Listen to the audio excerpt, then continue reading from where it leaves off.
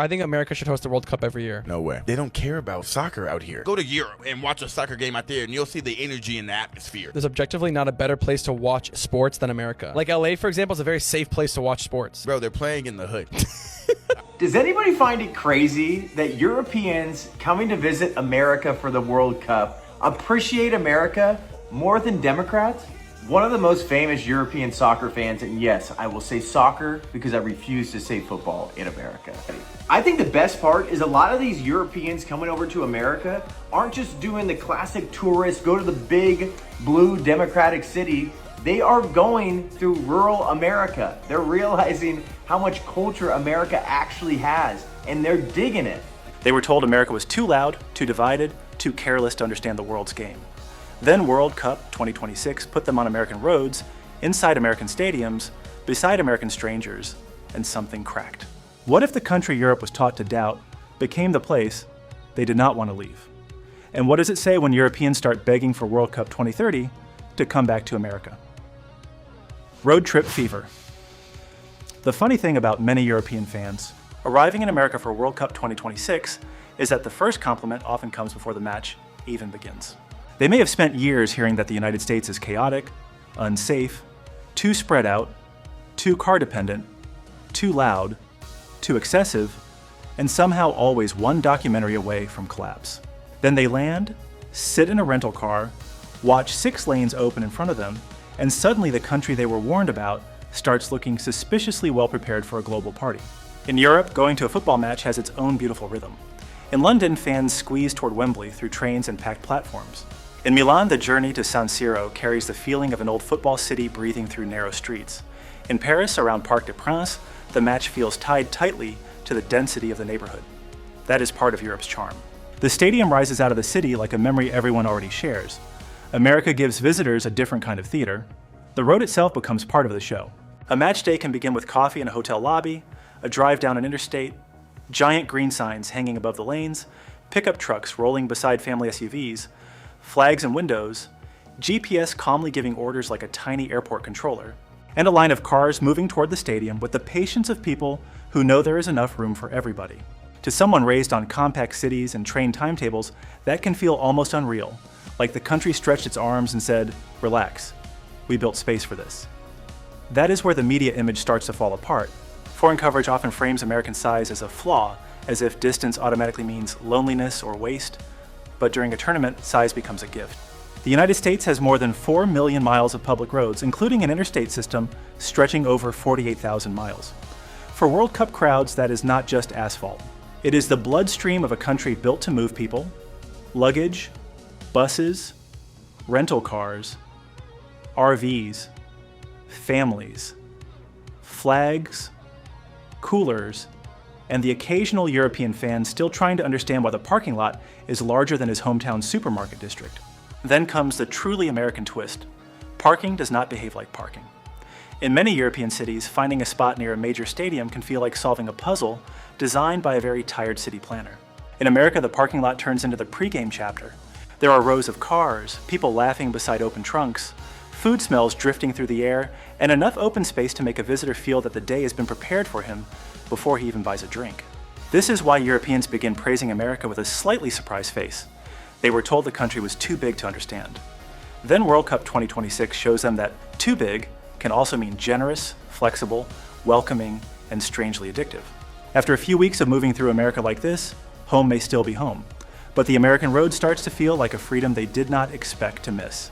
Airport magic. After the road trip, the next thing that quietly wins Europeans over is the American airport map. At first, it looks almost ridiculous, as if someone spilled a box of major cities across an entire continent and then connected them with flight routes for fun. New York, Miami, Atlanta, Dallas, Chicago, Los Angeles, Seattle, San Francisco, Houston, Boston, Philadelphia, Kansas City, Orlando. The names keep appearing like America's casually laying out a buffet and telling the world, pick your adventure, we left the lights on. For many European fans, this changes the whole feeling of a World Cup trip.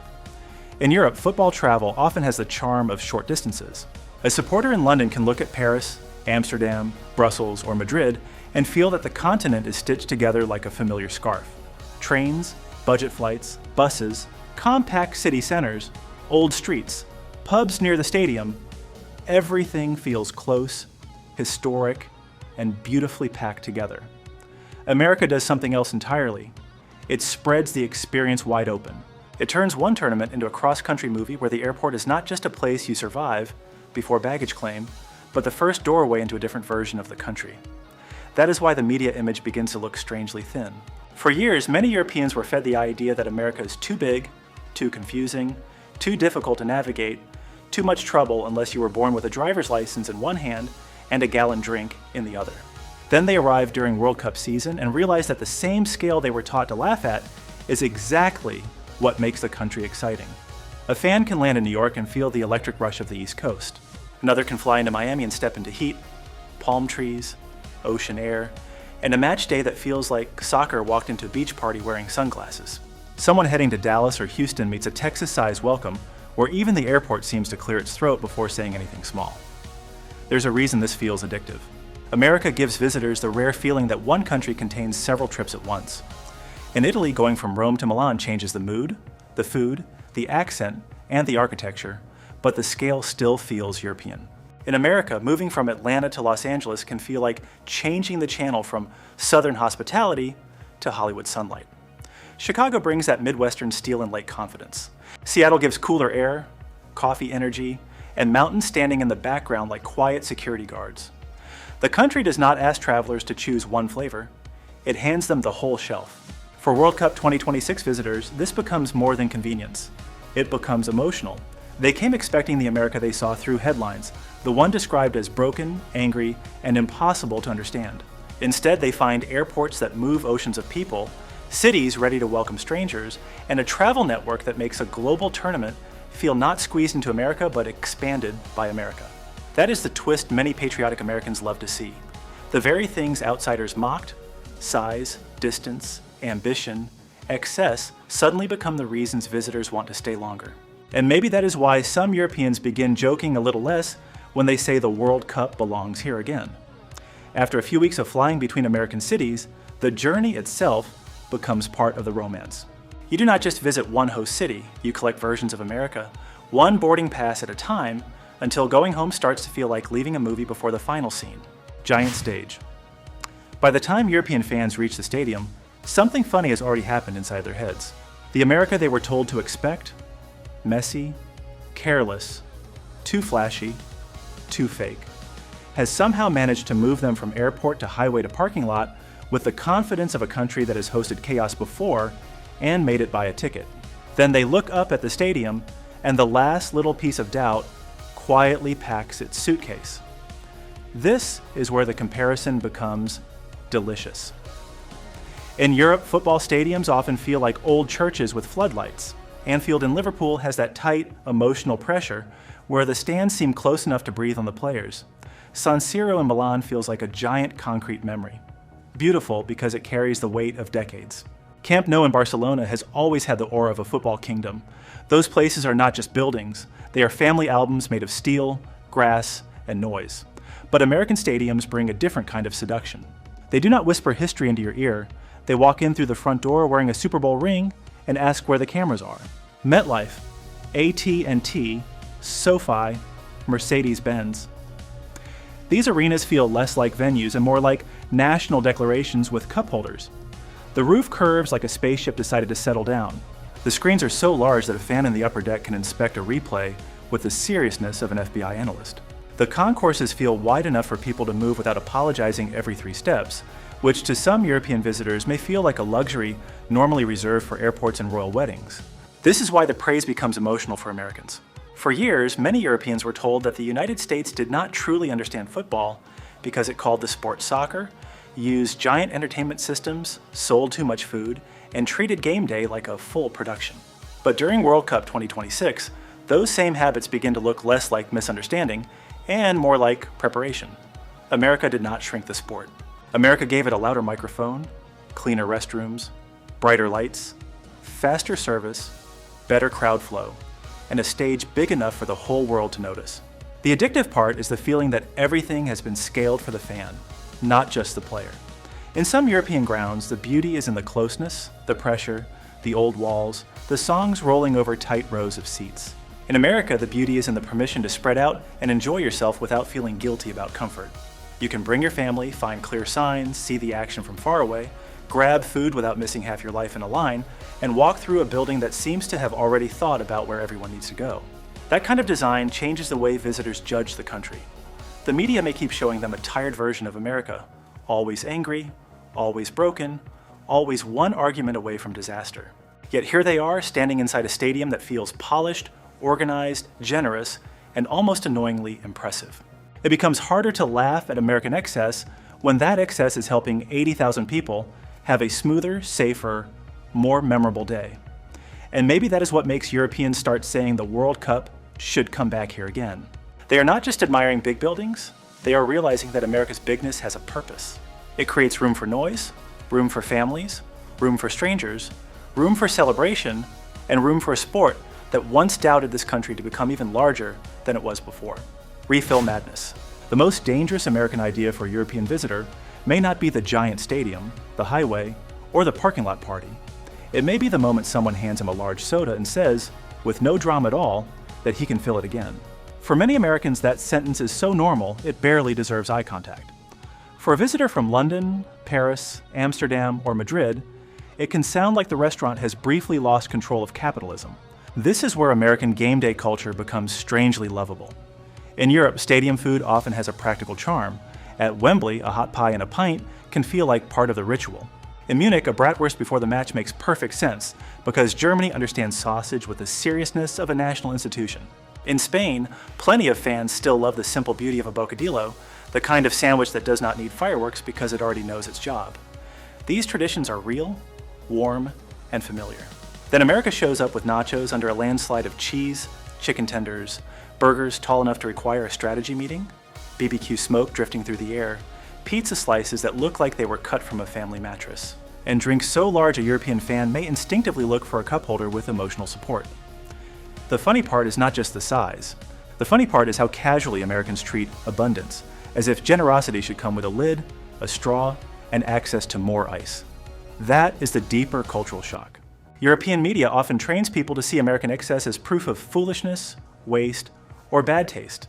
But when visitors actually live through a World Cup day in America, the feeling becomes harder to mock. The big portions are not only about eating more, they are about being looked after. The fan is not treated like a problem to be moved through a gate as quickly as possible. He is treated like a guest who deserves options, comfort, speed, and a little joy before the second half begins. That is why the experience can become addictive. America understands that a sporting event is not only the 90 minutes on the field, it is the smell of food before kickoff, the shared fries between strangers, the father trying to carry 4 drinks like he's defusing a bomb, the child walking with a hot dog longer than his forearm, and the grown man from Belgium quietly realizing that free refills may be one of the great diplomatic tools of the modern age. For patriotic Americans, this is the sweet reversal. The country once mocked for being too much suddenly becomes the place where too much feels like welcome. Too much food means nobody leaves hungry. Too many choices means every visitor finds something familiar or strange enough to remember. Too much soda becomes a small comic symbol of a bigger national habit. When America hosts, it does not whisper hospitality from the corner. It pulls up a chair, fills your plate, tops off your drink, and somehow makes you wonder why going home feels a little less exciting than staying for one more game. Tailgate fever. A European fan can prepare himself for a big American stadium. He can even prepare for a soda cup that looks capable of watering a small lawn. But tailgating is different, because nobody warned him that Americans had secretly turned the parking lot into the happiest neighborhood in sports. He arrives expecting asphalt, car doors, maybe a few people walking quickly toward the entrance. Instead, he finds smoke rising from grills, folding chairs arranged like tiny living rooms, coolers packed like treasure chests, flags waving from pickup trucks, and strangers offering food with the calm confidence of people who believe hospitality should come with barbecue sauce. This is the part many Europeans do not see coming, because football culture back home usually gathers in different places. Around Wembley, the day often begins in pubs, packed trains, and busy streets where songs bounce between brick walls.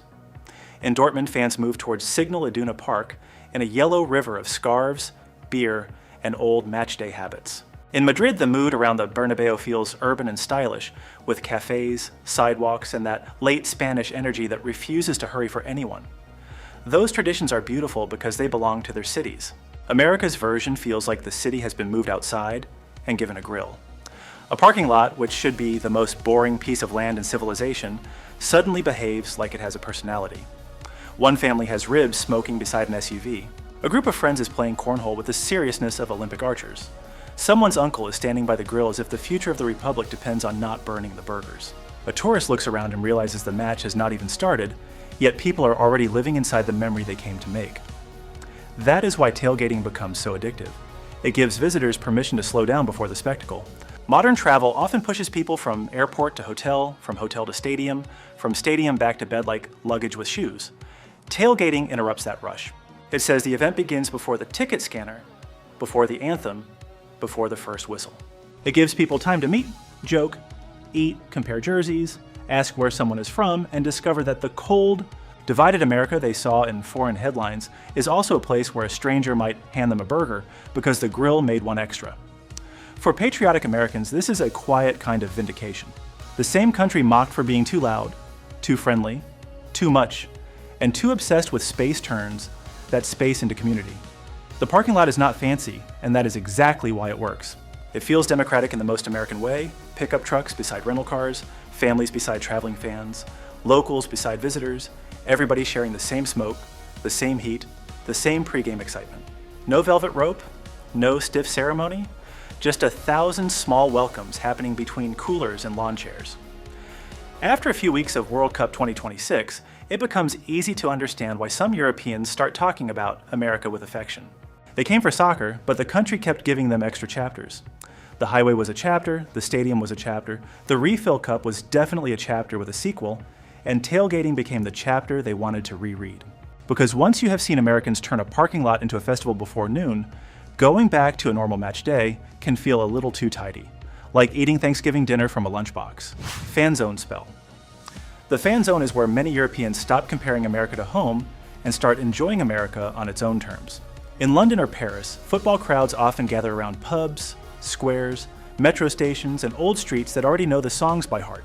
In America, the Fanzone feels more like someone gave the whole city a weekend pass, a sound system, and permission to wear every flag in the closet. What makes it so addictive is the mix of order and freedom.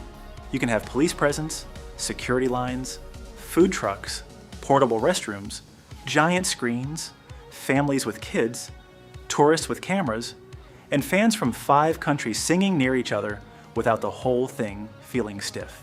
It is organized enough to feel safe, but loose enough to feel alive, like a 4th of July block party accidentally adopted the World Cup and decided to raise it properly. This is where the old media picture of America begins to look embarrassingly small. Visitors were told to expect a divided country, but they find strangers taking photos together, swapping chants, sharing directions, laughing at accents, and treating the tournament like a neighborhood invitation. The surprise is not that America can host a crowd. The surprise is how naturally it can turn that crowd into a memory people want to keep. Maybe the most moving part is that Europe did not discover a perfect America. It discovered a living America, wide enough to welcome strangers, loud enough to make soccer feel like a national holiday, and kind enough to make visitors miss it before they even leave. If these stories reminded you why this country still surprises the world, subscribe to the channel and tell us which American city should host the most unforgettable World Cup night next.